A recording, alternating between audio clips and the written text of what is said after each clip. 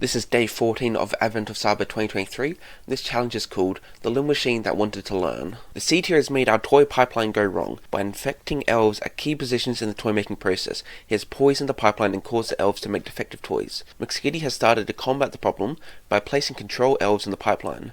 These elves take measurements of the toys to try and narrow down the exact location of problematic elves in the pipeline by comparing the measurements of defective and perfect toys. However, this is an incredibly tedious and lengthy process, so he's looking to use machine learning to optimize it. So the learning objectives are: what is machine learning, basic machine learning structures and algorithms, and using neural networks to predict defective toys. So for this one, the only thing we need to do is start the machine, and then it can be opened in split mode. Introduction. Over the last decade, there's been a massive boom in artificial intelligence and machine learning systems. Just in the last couple of years, the release of ChatGPT has taken the world by storm. However, how these systems actually work is often shrouded in mystery, leading to a lot of snake oil sale tactics. In this task, we will provide you with a glimpse into the world of machine learning to help demystify this incredibly interesting topic. We will create our very own neural network that can be used to detect defective toys. Zero to hero on artificial intelligence. Before we can create our own AI, we need to learn some of the basics. First of all, let's discuss the two terms. The term AI is used in broad strokes out there in the world, often incorrectly. We have to be honest with ourselves. AI can't just be a bunch of if statements. A better term to use is machine learning. Machine learning refers to the process used to create a system that can mimic the behavior we see in real life. This is because there is intelligence in real life and its structures. The field is incredibly broad, but here are a couple of popular examples. Genetic algorithm. This machine learning structure aims to mimic the process of natural selection and evolution. By using rounds of offspring and mutations based on the criteria provided, the structure aims to create the strongest child through survival of the fittest. Particle swarm. This machine learning structure aims to mimic the process of how birds flock and group together at specific points. By creating a swarm of particles, the structure aims to move all the particles to the optimal answers grouping point. Neural networks. This machine learning structure is by far the most popular and aims to mimic the process of how neurons work in the brain. These neurons receive various inputs that are then transformed before being sent to the next neuron. These neurons can then be trained to perform the correct transformations to provide the correct final answer. There are many more machine learning structures, but we'll stick to neural networks for this task as they are the most popular. And while there's a significant amount of maths involved in implementing an ML structure, we'll be abstracting this information. If you want to learn more, there is this link here, which goes to a book on Amazon. Learning styles. First, on our list of machine learning basics to cover is the neural network's learning style. In order to train our neural network, we need to decide how we'll teach it. While there are many different styles and subsets of styles, we're only focused on two main styles. Supervised learning. In this learning style, we guide the neural networks to the answer we want it to provide. We ask the neural network to give us an answer and then provide it with feedback on how close it was to the correct answer. In this way, we are supervising the neural network as it learns. However, to use this learning style, we need a dataset where we know the correct answers. This is called a labeled dataset,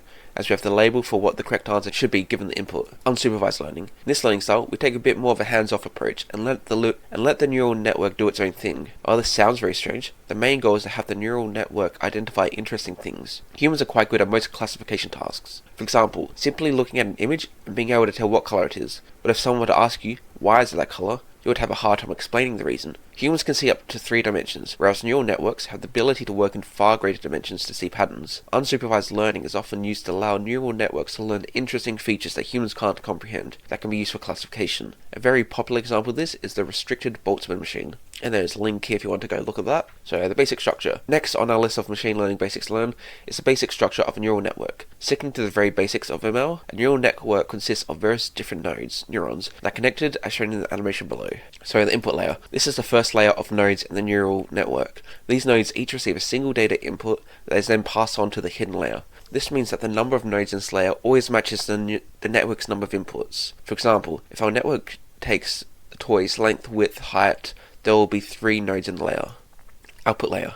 This is the last layer of nodes in the neural network. These nodes send the output from the network once it has been received from the hidden layer. Therefore, the number of nodes in this layer will always be the same as the network's number of outputs. For example, if our network outputs whether or not the toy is defective, we will have 1 node in the output layer for either defective or not defective. Hidden layer. This is the layer of nodes between the neural network's input and output. With a simple neural network, this will only be 1 layer of nodes. However, for additional learning opportunities, we could add more layers to create a deep neural network. This layer is where the neural network's main action takes place. Each node within the neural network's hidden layer receives multiple inputs from the nodes in the previous layer, and will then transmit the answers to multiple nodes in the next layer. Now that we understand the basic layout of the neural network, let's zoom in on one of the nodes in the hidden layers to see what it's actually doing. As mentioned before, we will simplify the maths quite a bit here. In essence, the node is receiving inputs from nodes in the previous layer, adding them together, and then sending the output onto the next layer of nodes. There is, however, a little bit more detail in this step that's important to know.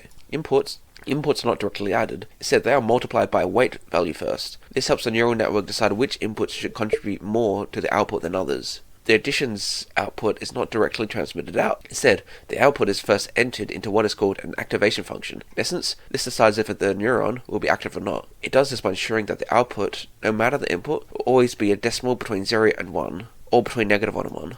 Now that we understand the neural network structure and how the layers and nodes work within it, let's dive into how the network is trained. There are 2 steps to training the network, the feed-forward step and the back-propagation step. Feed-forward loop. The feed-forward loop is how we send data through the network and get an answer on the other side. Once our network has been trained, this is the only step we perform. At this point, we stop training and simply want an answer from the network. To complete one round of the feed-forward step, we have to perform the following. Normalize all the inputs. To allow our neural network to decide which inputs are most important helping it to decide the answer, we need to normalize them. As mentioned before, each node in the network tries to keep its answer between 0 and 1.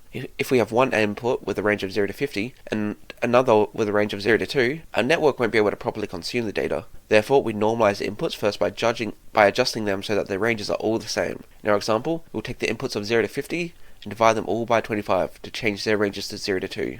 Feed the inputs to our nodes in the input layer. Once normalized, we can provide one data entry for each input node in our network, propagate the data through the network. At each node, we add all the inputs and run them through the activation function to get the node's output. This output then becomes the input for the next layer of nodes. We repeat this process until we get to the network's output layer. So then we read the output from the network. The output layer of the network, we receive the outputs from our nodes. The answer will be a decimal between 0 and 1. But for decision making, we'll round it to get a binary answer from each output node. Backpropagation. When we are training our network, the feed-forward loop is only half of the process. Once we receive the answers from our network, we need to tell it how close it was to the correct answer. This is the backpropagation step. Here we perform the following steps. Calculate the difference in received outputs versus expected outputs. As mentioned before, the activation function will provide a decimal answer between 0 and 1. Since we know that the answer has to be either 0 or 1, we can calculate the difference in the answer. This difference tells us how close the neural network was to the correct answer. Update the weights of the nodes. Using the difference calculated in the previous step, we can start to update the weights of each input to the nodes in the output layer. We won't dive too deep into this update process, as it often involves a bit of complex maths to decide what updates should be made. Propagate the difference back to the other layers. This is where the term backpropagation comes from. Once the weights of the nodes in the output layer has been updated, we can calculate what the difference would be for the previous nodes. Once again, this difference is then used to update the weights of the nodes in that layer before being propagated backwards even more. We continue this process of backpropagation till the weights for the input layer have been updated. Once all the weights have been updated, we can run another sample of data through our network. We repeat this process with all the samples in order to train our network. Dataset splits. The last topic to cover before we can build a network is dataset splits. Let's use an analogy to explain this. See, a teacher constantly tells you that 1 plus 1 equals 3 and 2 plus 2 equals 4, but in the exam, your teacher asks you to calculate 3 plus 3. The question here is, have you just learned what the answer is, or did you learn the fundamental principle required to get the answer? In short, you can overtrain yourself by learning the answers instead of learning the required principle itself. The same thing can happen with neural networks. Overtraining is a problem with neural networks. We are training them with data where we know the answers, so it's possible for the network to simply learn the answers, not how to calculate the answer. To combat this, we need to validate that our neural network is learning the process and not the answers. This validation also tells us when we need to stop our learning process. To perform this validation, we have to split our dataset into the 3 datasets below. Training data, this is our largest dataset. We use it to train the network. Usually this is about 70-80% of the original dataset. Validation data, this dataset is used to validate the network's training. After each training round, we send this data through our network to determine its performance. If the performance starts to decline, we know we're starting to overtrain and should stop the process. Usually this is about 10 to 15% of the original dataset. Then testing data. This dataset is used to calculate the final performance of the network. The network won't see this data at all until we are done with the training process. Once training is complete, we send through the testing dataset to determine the performance of our network. Usually this is also about 10 to 15% of the original dataset. Putting it all together, now that we've covered the basics, we're ready to build our very own neural network. Start the machine in the top right, it will show in split screen after 2 minutes. You can find the files that you'll be working with on the desktop in the neural network folder. So in the machine, we'll go to the neural network folder. We got detectorpy, This is the script where we will build our neural network. Some of the sections have already been completed for you. Dataset train CSV. This is the training dataset. In this dataset, the elves have not only captured the measurements of the toys for you, but also whether the toy was defective or not. We'll use this dataset to train, validate, and test our neural network model. And dataset test CSV. This is the testing dataset. In this dataset, the elves have only captured the measurements of the toys. Due to the sheer volume of toy pipeline, they will be unable to determine if the toy was defective or not. Once we've trained our neural network, we will predict which of the entries in the file are defective toys for McSkitty to remove from the pipeline. So we're going to be going through the detector.py script, so using NumPy and pandas for the data type stuff, and then sklearn is for the machine learning. Got a list of colors, which will be the labels. So using pandas, we are reading the CSV, then we're grabbing header. What's head? Is at the top of the file. Okay, what's saying right here, neural network cannot take strings as input, so it's encoding it as integers. And then we're using NumPy to transform the training data into the data that's going to be used for training. And this is going to be reading the labels of the training data. And this is reading the testing data. So creating the datasets. First we need to create the datasets. In our case, we'll use an 80-20 split. We'll combine our validation and testing datasets as we will use the completely new data for our testing dataset. To do this, we have to add the following line in our code after the insert dataset split code here. So I assume we need to open the file, and was that the very, okay, insert dataset split here. So right here. So we'll copy this and put it into here. Okay, that's definitely not the right file that should be opening this. Okay, we'll do open with vim. So do slash and just type split code to find where we're meant to be. And then we'll paste it into here. Actually, I'm gonna open it up here. Okay, so we've got this training. We've got the training and test split. So what it's doing? Training test split. So we've got x, y, which was the arrays here. Then test size is 0.2. So actual real, the one that's going to be used for. So the test size is 0.2. So the train size is 0.8. So we've got train x, validate x, train y, validate y. So the different ones are going to be used for training and then testing. So this will split our training dataset into two. Xtrain contains the training data, xvalidate and xvalidate of validation data. Then ytrain contains the labels for our training data, and yvalidate our labels for validation data. So we'll now copy this code, go to the normalization section, paste it here, and now paste into here. So this is changing all the data to be of the same number range. As example 4, you have 0 to 50, then 0 to 2, so it's turning the 0 to 50 down to 0 to 2. As you can see from the lines of code, we cannot cheat by determining the normalization on either the validation or test datasets. The normalization vector is only created from the train data, which is then applied to all three datasets. So for actual training the neural network, we will copy this and we'll go to our section which says classify code. So we'll paste that into here and then we'll put that here. You can find more information on this specific classifier here, but here's an explanation. So solver, this is the algorithm used to update the weights. This is a classic backpropagation algorithm, but others can be used. The alpha value is used for the regularization of the neural network. We won't dive too deep into the maths here, but we have a fairly default value. Hidden layer sizes tells us the structure of the hidden layers in our neural network. Based on the provided configuration, we'll have 2 hidden layers with 50 nodes in each. And max iteration. This sets a cap on the number of iterations we can train on your network before it is forcibly stopped. So we'll now copy this, go to the classified training code section, need to copy it into here, and right below, paste that in. When this step is complete, we have successfully trained our neural network. So validate our neural network. The next step is to validate our neural network. To do this, we can ask the network to predict the values based on the validation dataset, with the following code added to the classifier validation prediction code here. So copy that, paste that into here, and we'll go below that comment and paste that. As you'll see, when you execute the script, the predictions are significantly faster than training the network. This is why neural networks can actually be used in real-life applications, as the prediction rate is incredibly fast once the network has been trained. We can determine the accuracy of our classifier by comparing the 2 arrays with the following code. So count correct, count incorrect. It is iterating over the predictions, and it checks to see if the predicted matches the validation. So whether it's correct, increases, if it's false, it's not. Then accuracy, just doing maths to see the percentage, then outputs percentage of accuracy that it has.